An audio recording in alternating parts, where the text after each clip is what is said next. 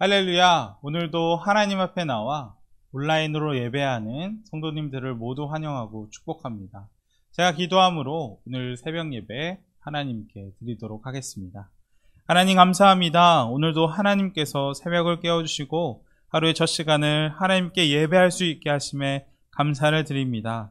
이 시간 오직 하나님만 바라봅니다. 하나님께서 우리 갈급한 우리 마음 가운데 은혜를 충만히 더하여 주옵소서. 예수님의 이름으로 기도합니다. 아멘. 오늘 하나님께서 주신 말씀은 마태복음 17장 1절에서 8절까지의 말씀입니다.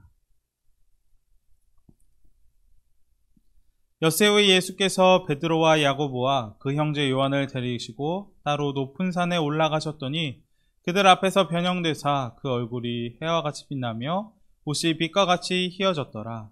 그때 모세와 엘리야가 예수와 더불어 말하는 것의 그들에게 보이거늘 베드로가 예수께 여쭈어 이르되 주여 우리가 여기 있는 것이 좋사오니 만일 주께서 원하시면 내가 여기서 초막 셋을 짓되 하나는 주님을 위하여 하나는 모세를 위하여 하나는 엘리야를 위하여 하리이다. 말할 때 호련히 빛난 구름이 그들을 덮으며 구름 속에서 소리가 나서 이르시되 이는 내 사랑하는 아들이요 내 기뻐하는 자니 너희는 그 말을 들으라 하시는지라.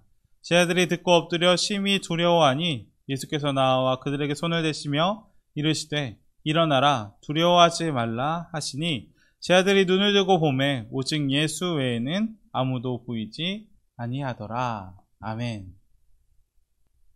오늘은 마태복음 17장 변화산 사건을 보며 함께 은혜를 나누도록 하겠습니다.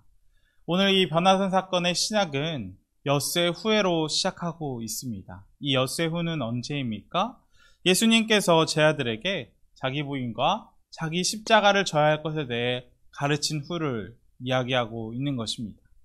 다시 말하면 오늘 본문 변화산 사건은 저번 주에 나누었던 마태복음 16장과 이어지는 본문인 것을 알 수가 있습니다.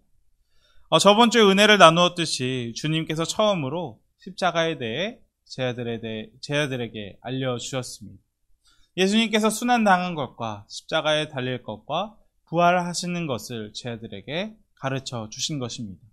그리고 이제 예수님만 십자가를 지는 것이 아니라 이제는 제 아들까지 십자가를 지고 자기 십자가를 지고 예수님을 따라올 것을 주님께서 알려주셨습니다. 우리가 한번 그 당시에 제 아들의 마음을 상상해 보았으면 좋겠습니다. 분명 제 아들은 예수님이 좋아서 따랐습니다. 그리고 예수님이 자신들의 소원을 이루어줄 그리스도로까지 믿고 지금까지 따라왔을 것입니다. 예수님께서 나중에 영광스러운 자리에 올라갔을 때 제 아들은 자신들이 예수님 양옆 한 자리를 차지하려고 예수님을 지금까지 따라갔던 것입니다. 그런데 이제 예수님께서 자신을 앞으로 계속 따르려면 자신들이 생각했던 것과 반대로 자기를 부인하고 십자가를 지고 자기 목숨을 잃어버릴 각오를 하고 따르라고 말씀하시는 그 주님의 말씀이 이해가 가지 않았을 것입니다. 그래서 베드로는 어떻게 했습니까? 주님의 십자가의 길을 가로막기까지 한 것을 우리가 저번 주에 볼 수 있었습니다.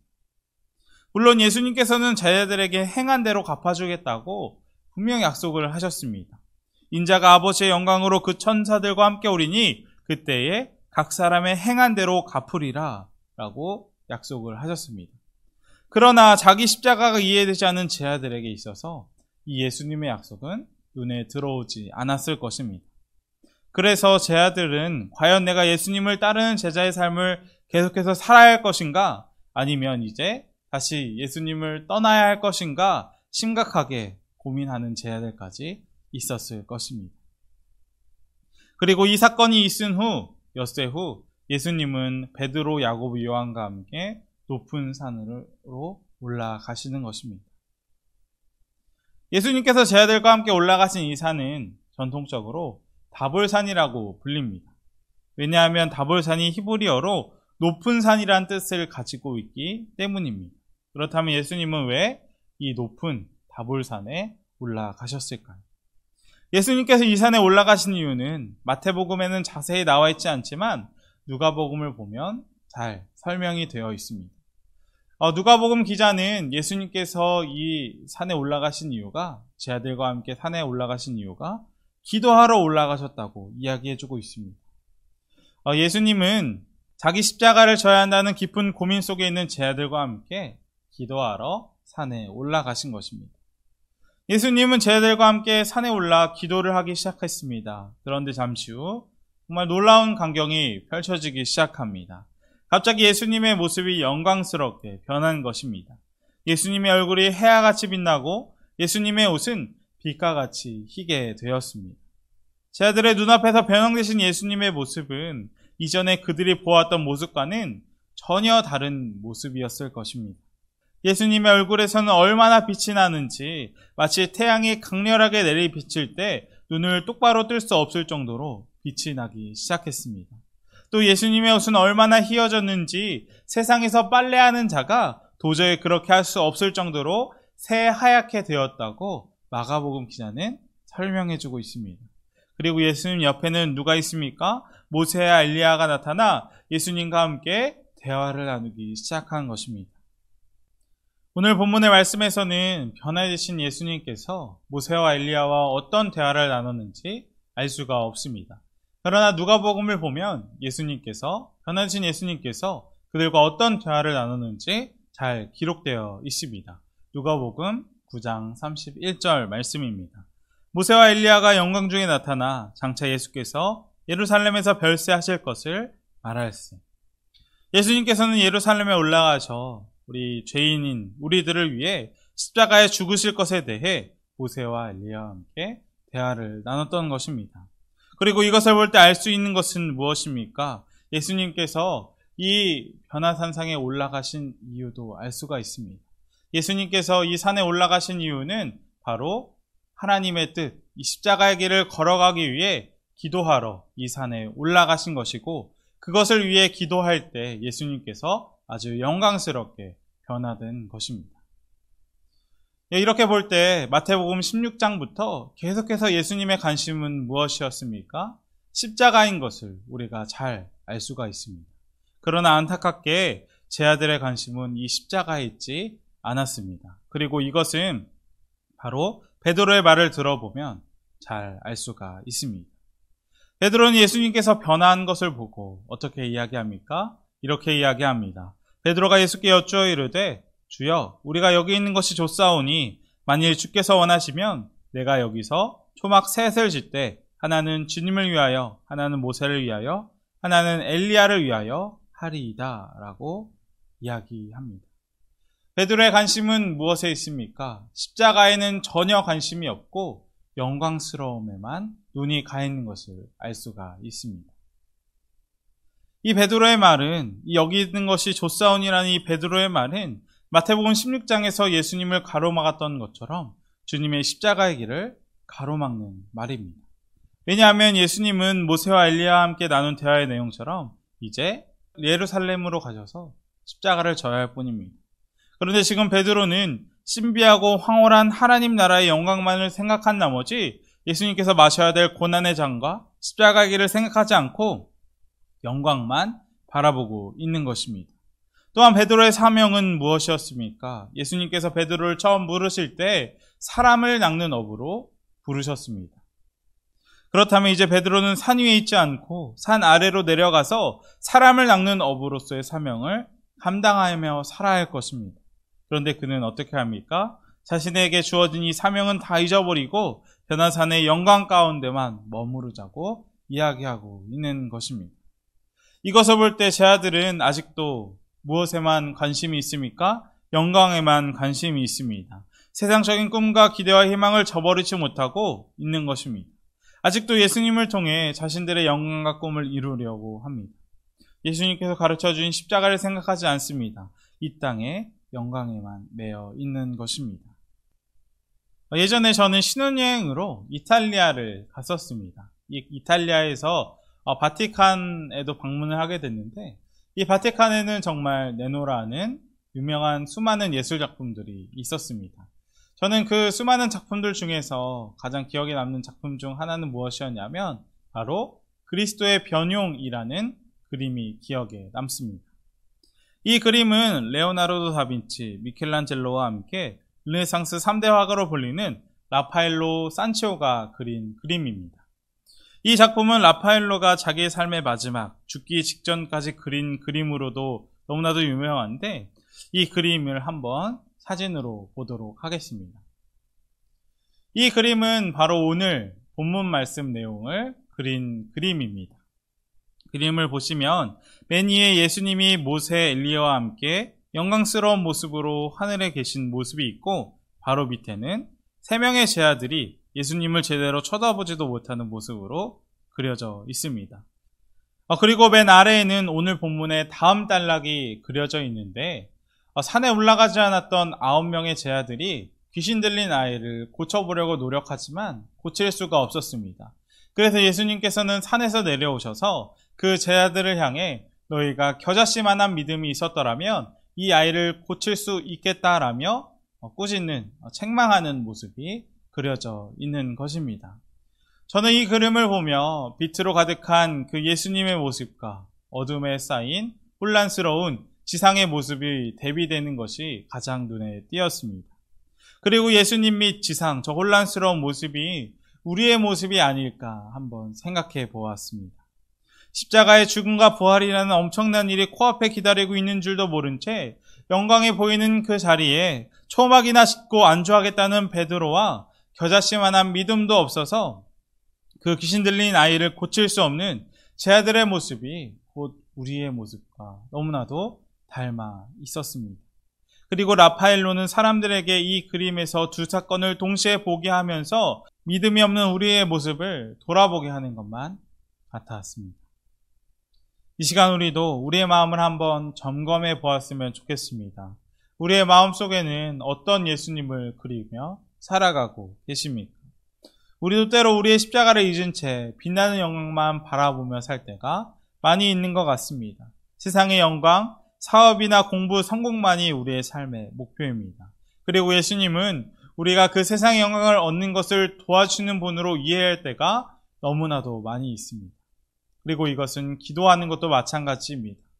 기도라는 것은 하나님을 더 깊이 알아가는 데 목적이 있습니다. 그러나 우리는 기도를 통해 우리가 원하는 것만 응답받으려고 기도합니다. 기도를 해도 하나님을 바라보지 않고 기도 응답만 바라보는 제 자신을 발견하게 됩니다. 그리고 기도 응답이 되지 않았을 때 어떻게 합니까? 하나님을 원망하기까지 합니다. 분명 예수님은 십자가를 위해 기도하고 말할 때 영광스럽게 변하였습니다. 예수님께서는 제자들이 보는 앞에서 변형되심으로 십자가가 너무나도 힘들고 어렵지만 그 후에는 얼마나 영광스럽고 찬란한 상급이 기다리고 있는지 보기를 원하신 것입니다. 그리고 제자들이 진정으로 소망하고 바라봐야 할 것이 무엇인지 분명 가르쳐 주시기 위해서 가나산에서 변화하신 것입니다. 우리도 진정한 예수님의 제자로서 영광을 누리기 원한다면 더 이상 세상의 영광이 아닌 예수님께서 겪으셨던 그 고난의 자리에 동참해야 할 것입니다. 사도 바울은 우리가 고난의 자리에 동참해야 할 이유를 로마서 8장 17절에서 분명하게 이야기해주고 있습니다. 자녀이면 또한 상속자, 곧 하나님의 상속자요 그리스도와 함께한 상속자니 우리가 그와 함께 영광을 받기 위하여 고난도 함께 받아야 할 것입니다. 우리는 하나님의 자녀를 넘어 하나님의 상속자입니다. 고난 뒤에 주어질 하늘의 영광을 볼 수 있는 영적인 눈이 필요할 것입니다. 우리가 자기를 부인하고 자기 십자가를 지고 예수님을 쫓지 않는 한, 그리고 십자가에서 나 자신이 죽지 않는 한 예수님과 함께 영광의 자리에 동참할 수 없을 것입니다. 하나님께서 우리에게 원하시는 것은 오직 자기 십자가를 지고 주님을 따르는 것입니다. 그러나 안타깝게도 제 아들은 아직까지도 이 사실에 대해 알지 못하고 있는 것입니다. 베드로가 영광의 자리만 바라볼 때 갑자기 구름이 그들을 덮고 소리가 나면서 이는 내 사랑하는 아들이니 너희는 그 말을 들으라 라는 음성이 들려왔습니다. 이 말씀은 제자들을 향한 하나님의 말씀이었습니다. 하나님은 예수님이 하나님의 사랑하는 아들이심을 제자들에게 확증해 주시면서 예수님의 말을 들으라 라고 말씀하시는 것입니다. 하나님은 우리에게 세상이 말하는 소리, 내 뜻이 아니라 예수님의 말씀을 들으라고 하시는 것입니다. 제 아들은 하나님의 음성을 듣고 깜짝 놀라서 엎드리게 되었습니다. 그리고 제 아들의 눈에는 더 이상 세상 것 보이지 않게 되었습니다. 그리고 무엇만 보입니까? 오직 예수 외에는 아무도 보이지 아니하더라. 제 아들이 정신을 차리고 보니 예수님 외에는 아무것도 보이지 않았습니다.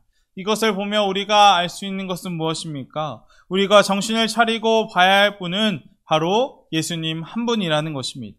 그리고 우리가 정신을 차리고 귀 기울여 들어야 할 음성도 바로 예수님의 음성인 것입니다. 이 세상에는 볼거리들이 너무나도 많이 있습니다. 그리고 들려오는 음성도 많이 있습니다. 그러나 우리가 정말로 보아야 할 것은 주님의 얼굴입니다. 그리고 정말 우리가 들어야 할 음성은 우리를 생명의 길로 인도하시는 예수님의 말씀인 것입니다. 그리고 우리가 그 주님의 말씀과 주님의 얼굴만 보아서 모두 변화산의 영광에 참여해야 할 것입니다. 말씀을 마치겠습니다. 우리는 주님의 제자로서 하나님을 신뢰함으로 우리의 길을 하나님께 맡기고 우리 주님과 동행하며 묵묵히 우리가 감당해야 할 자기 부인의 길, 십자가의 길을 걸어가야 할 것입니다. 그 길은 나의 고집, 나의 편리, 나의 계획, 나의 주장을 내려놓고 주님과 함께 걸어가는 것입니다. 그럴 때 우리는 주님께서 약속하신 하나님의 나라의 영광을 누리게 될 것이고 오직 주님만 보게 될 것입니다. 함께 기도하기 원합니다. 첫 번째로 기도할 것은 오늘 말씀을 나누었던 것처럼 세상의 영광이 아닌 주님만 보기 원합니다. 우리의 힘으로는 절대 할 수 없습니다. 성령님께서 우리와 함께 해주셔서 주님 다시 오실 때 주님 영광에 참여하는 저희가 되게 해달라고 기도하겠습니다. 두 번째로 기도할 것은 교회와 나라, 환우분들을 위해 기도하겠습니다. 어지러운 세상을 살아가고 있습니다. 하나님께서 함께 해주셔서 환우분들에게 그리고 어려움을 당하는 성도님들에게 평안을 허락하여 주시고 오직 하나님만 바라보며 살아가는 저희들이 되게 해달라고 기도하도록 하겠습니다. 제가 기도하고 말씀 마치겠습니다. 하나님 감사합니다. 예수님은 십자가를 위해 기도하고 말할 때 영광스럽게 변하였습니다. 영광스럽게 변하신 주님을 보며 우리가 진정으로 소망하고 바라봐야 할 것이 무엇인지 돌아봅니다. 주님이 가신 그 길을 우리가 따라가기를 원합니다. 세상은 그 길이 미련하다고 할지라도 하나님을 믿는 우리는 그 십자가의 길이 가장 지혜로운 길임을 믿습니다. 성령이 함께하여 주셔서 오늘 하루도 온전히 주님 한 분 바라보며 살아가게 하여 주옵소서. 예수님의 이름으로 기도합니다.